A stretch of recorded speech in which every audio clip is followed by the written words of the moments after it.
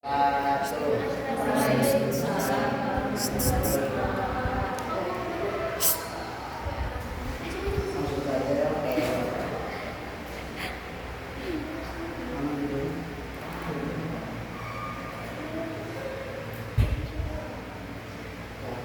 kami akan mempresentasikan materi tentang perangkat pembelajaran PKN dari SD.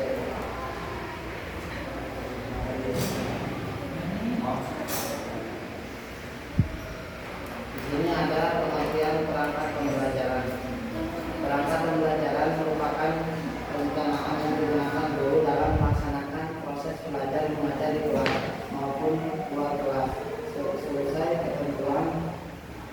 ketentuan Permendikbud nomor 65 tahun 2013 tentang standar proses pendidikan dasar dan menengah yang menegaskan bahwa penyusunan perangkat merupakan bagian penting dari perencanaan pembelajaran.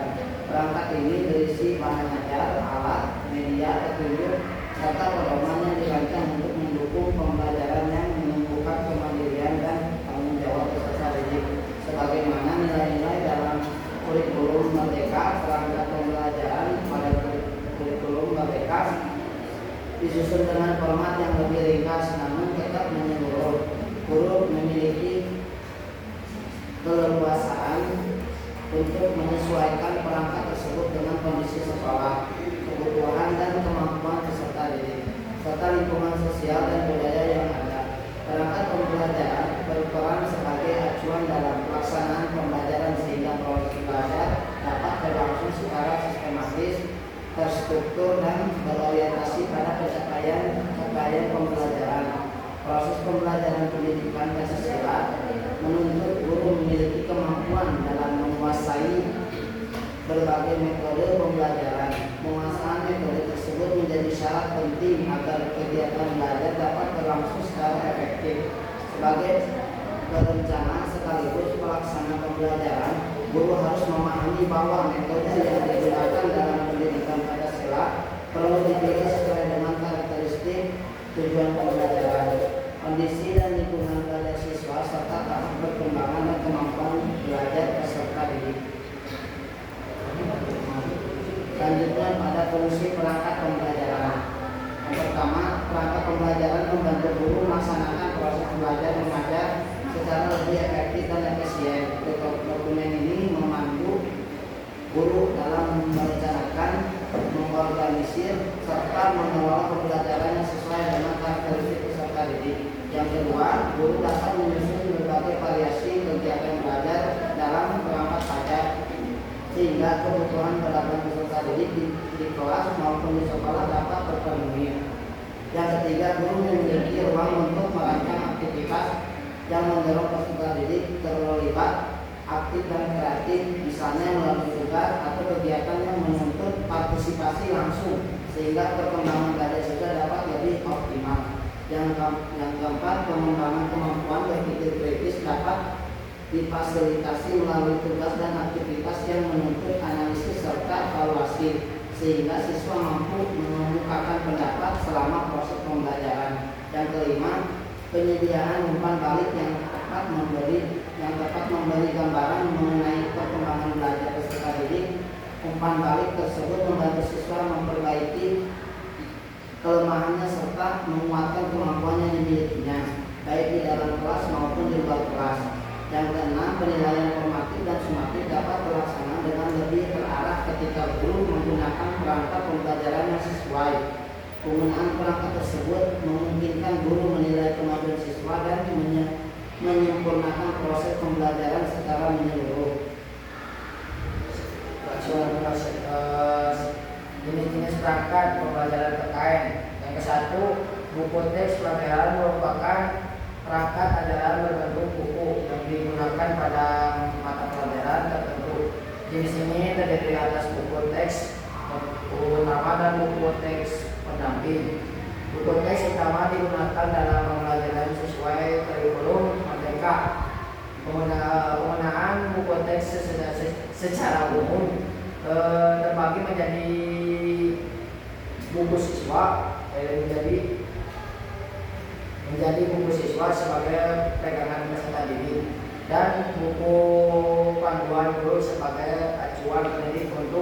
melaksanakan pembelajaran berdasarkan buku siswa. Yang kedua, model belajar.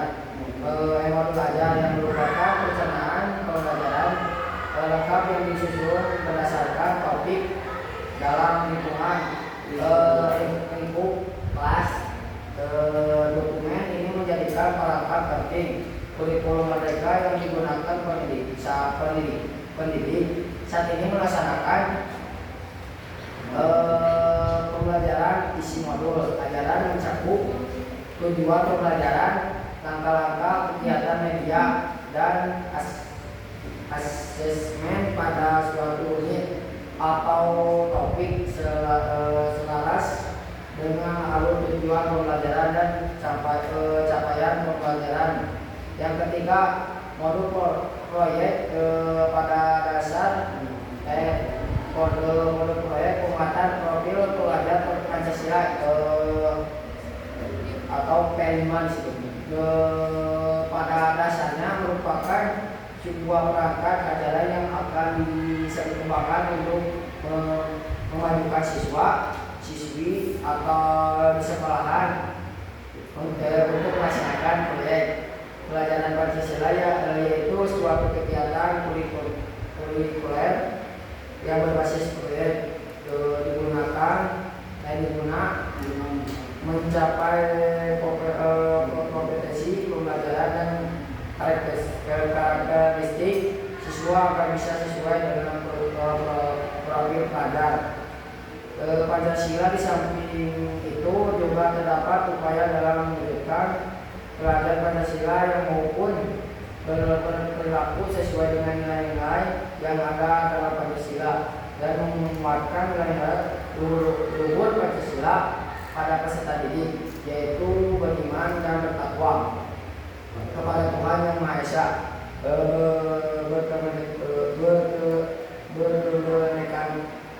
berkebinekaan global atau gotong royong, mandiri, bernalar, kritis dan kreatif. Selanjutnya ada komponen perangkat pembelajaran. Perangkat pembelajaran pada kurikulum merdeka terdiri dari dokumen-dokumen yang digunakan guru untuk melaksanakan dan mengevaluasi pembelajaran. Di antaranya yang pertama ada komponen buku teks atau bahan ajar. Di dalamnya ada identitas buku, yaitu bagian yang mencakup judul, penulis, penerbit, tahun terbit, kelas dan mata pelajaran. Ini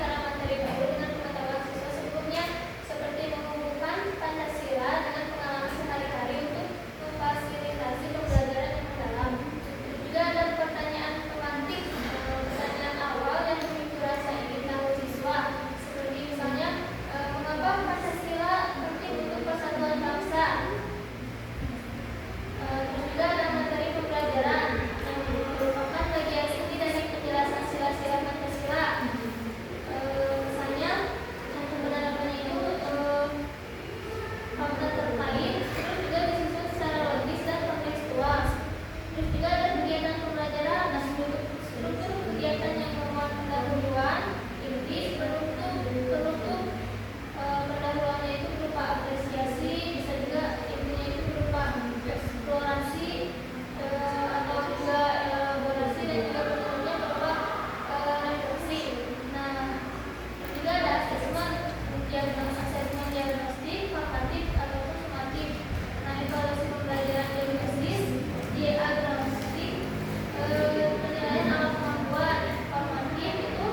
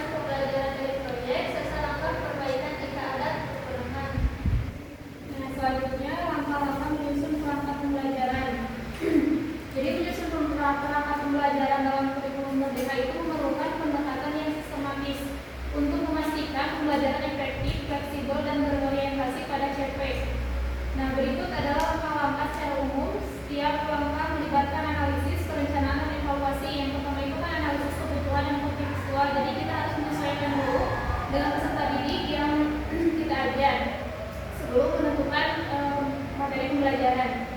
Kemudian penetapan identitas dan tujuan sesuai yang sudah tadi dibahas di dalam komponen. Di dalam setiap perangkat pembelajaran pasti ada identitas dan tujuan pembelajarannya.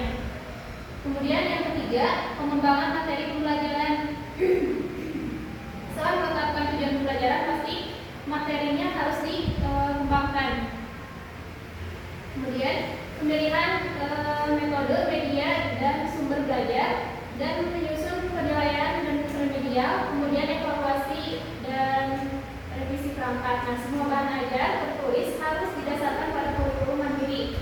Oleh karena itu, guru hendaknya mempelajari materi-materi tertentu dalam pembelajaran mandiri sehingga dapat menciptakan bahan ajar yang sesuai dengan prinsip-prinsip kurikulum mereka. Nah, contohnya, bisa teman-teman lihat ya di artikelnya, itu contoh susunan perangkat pembelajaran FPP atau modul ajar dalam satu pertemuan ya. Tadi kan jenis-jenisnya ada buku teks, modul ajar. Nah, ini contoh modul ajarnya. Sesuai dengan yang tadi ya, jadi ada identitas, ada satuan pendidikannya, nama sekolahnya, kemudian ada mata pelajarannya, pendidikan kewarganegaraan atau pendidikan Pancasila, kemudian kelas dan semesternya, kelas 3 semester 1, temanya hak dan kewajiban warga negara. Alokasi waktunya itu 35 menit. Capaian pembelajarannya, siswa mampu membedakan hak dan kewajiban sebagai warga negara dan menunjukkan sikap bertanggung jawab. Nah, elemennya itu pengetahuan, keterampilan, kemudian sikap profil pelajar Pancasila, kritis dan kreatif. Nah, kemudian tujuan pembelajarannya, yang tujuan umumnya itu siswa memahami apa itu hak dan kewajiban warga negara sesuai dengan Undang-Undang Dasar 1945 dan menerapkannya dalam kehidupan sehari-hari. Tujuan umumnya. Nah, kemudian tujuan khususnya itu siswa dapat menyebutkan contoh hak pendidikan dan kewajiban atau taat pada aturannya. Kemudian tujuan khusus kedua itu siswa berpartisipasi dalam diskusi kelompok tentang tanggung jawab sebagai warga negara. Tujuan khusus ketiga, siswa menunjukkan sikap bertanggung jawab melalui simulasi sederhana. Nah, kemudian masuk ke materi pembelajarannya. Pengantarnya itu ada misalnya cerita tentang anak yang taat aturan di sekolah. Guru menceritakan ya tentang terus isinya itu yang pertama ada hak adalah sesuatu yang diterima. Contohnya itu kan hak belajar. Yang kedua kewajiban adalah sesuatu yang harus dilakukan. Contohnya itu kan menjaga kebersihan. Nah, yang ketiga contoh adalah kewajiban, misalnya hak bermain, kewajiban hormat kepada guru. Nah, penutupnya atau refleksinya itu ada bagaimana menjadi warga negara yang baik. Kemudian selanjutnya ada metode dan langkah-langkah dalam pembelajarannya. Nah, awalnya pendahuluan itu misalnya 5 menit untuk bercerita tentang anak yang jujur. Kemudian bertanya kepada siswa apa hak bersekolah. Kegiatan intinya 20 menit, misalnya siswa dibagi 3 kelompok dan memberi contoh, misalnya guru itu pakai kartu dan di setiap kelompoknya itu dikasih kartu tentang hak dan kewajiban sepasang. Kemudian siswa simulasi, misalnya kan di kartu itu ada kewajiban yang satu, hak misalnya hak menaati aturan. Kemudian kewajiban bukan. Di sini kan simulasinya polisi kecil yang mengingatkan temannya. Jadi yang satu yang menjadi pelanggar, yang satu yang mengingatkan kewajiban kita. Misalnya yang satu jadi melanggar aturan, misalnya melanggar lalu lintas. Nah, yang satunya mengingatkan bahwa perilaku tersebut itu tidak baik. Harusnya kita menaati aturan yang ada. Nah, seperti itu semuanya. Atau misalnya tentang kebersihan, yang satu kelompok yang lain misalnya tentang kebersihan, yang satu membuang sampah sembarangan, kemudian temannya mengingatkan bahwa itu kewajiban kita sebagai siswa itu membersihkan sampah yang ada di kelas, karena hak kita itu mendapatkan kelas yang bersih untuk belajar. Nah, seperti itu. Nah, kemudian penutup, siswa menceritakan pengalaman pribadinya seperti tadi ya, dan guru memberikan penguatan setelah siswa memberikan pengalamannya. Kemudian pendekatan adanya pembelajarannya cerita interaktif dan simulasi sederhana. Media dan sumber belajar yang dipakai, medianya itu cerita bergambar, misalnya kartu, kata hak dan kewajiban, alat peraga sederhana. Sumber belajarnya itu dari buku teks PKN SD, artikel anak tentang Undang-Undang 1945, audio cerita edukasi. Nah, penilaiannya, jenis penilaiannya itu ada dua, misalnya formatif dan sumatif. Kemudian tekniknya melalui observasi yang formatif. Kemudian bentuk penilaiannya itu rubrik aktivitas diskusi dan simulasi atau jadi dinilainya itu aktif atau tidak dalam diskusi tadi atau simulasi tadi. Kemudian sumatif lisan, jadi pertanyaan sebutkan misalnya satu kewajiban sebagai siswa yang tadi. Kemudian ada di bawahnya ada contoh rubrik yang membuat aspeknya itu partisipasi dan pemahaman. Nah, jadi kalau misalnya tidak ikut sama sekali atau tidak mau melaksanakan simulasi tadi itu skornya 1 gitu ya. Kemudian dalam pemahamannya misalnya salah gitu atau keliru atau karena harap gitu ya, itu salahnya banyak jadi skornya 1. Nah, kemudian kalau malu-malu tapi pengen ikut itu bisa dikasih skor 2 ya. Kemudian benar itu dalam penyampaiannya itu bisa dikasih skor 2. Kemudian kalau dalam partisipasinya aktif itu bisa dikasih skor 3, jadi aktif. Dan penyampaiannya juga hampir sempurna, itu dikasih skor 3. Kemudian dalam partisipasinya sangat aktif, dalam simulasinya sangat aktif, kemudian dalam penyampaiannya sangat sempurna, itu bisa dikasih skor 4 atau sangat baik.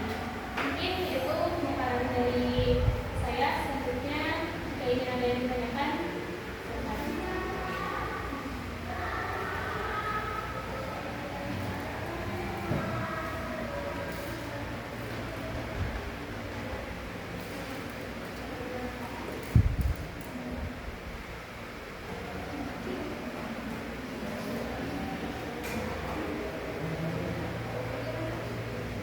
ada yang mau ditanyakan?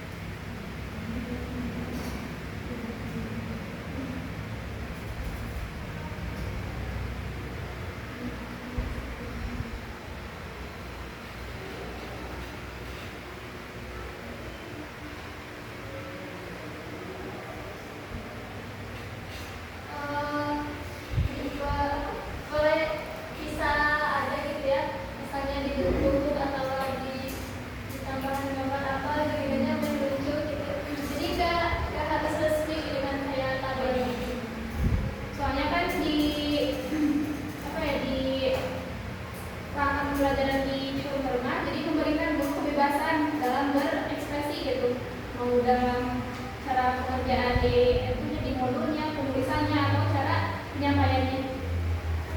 Jadi nggak harus selalu formal kotak. Ada lagi yang ingin ditanyakan?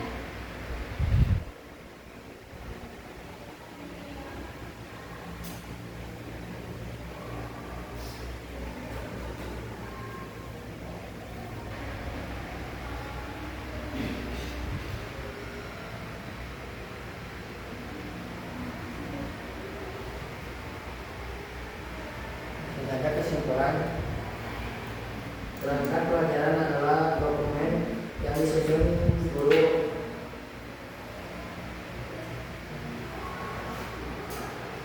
untuk memastikan proses belajar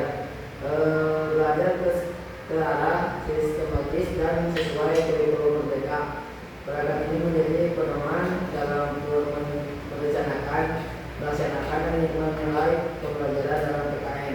Guru perlu memiliki metode yang sesuai dengan karakteristik siswa dan tujuan pembelajaran. Perangkat yang digunakan meliputi buku teks, modul ajar, dan modul proyek. Kelima, yang mendukung penguatan program belajar Pancasila.